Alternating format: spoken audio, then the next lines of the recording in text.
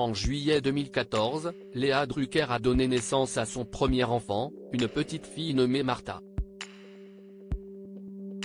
Un prénom plutôt particulier et peu commun, dont l'actrice évoque l'origine au cours d'une interview avec Madame Figaro.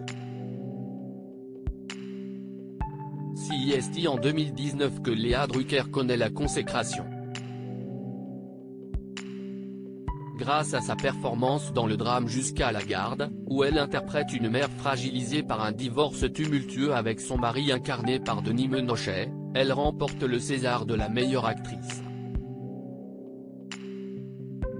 Sur scène, la lauréate glisse quelques mots à son compagnon de longue date, le réalisateur Julien Rambaldi, qu'elle désigne comme étant en grande partie responsable de ce sacre.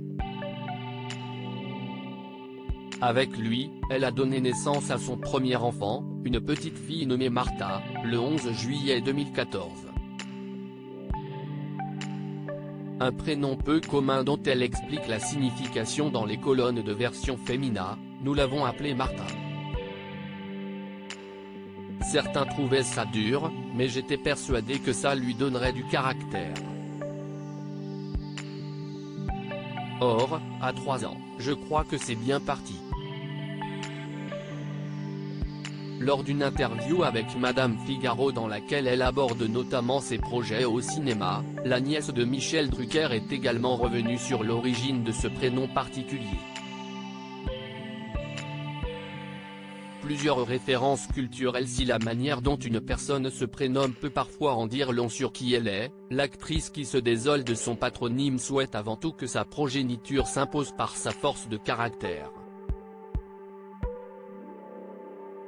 Dans les colonnes du magazine La Maman indique, elle s'appelle Martha, comme une chanson des Beatles, comme la pianiste Martha Argerich, comme la chorégraphe Martha Graham, comme le premier amour de Tom Waits, qui lui a consacré une chanson.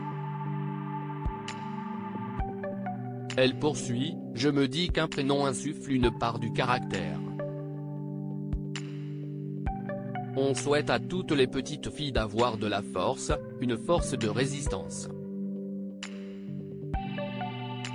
C'était mon fantasme de mère.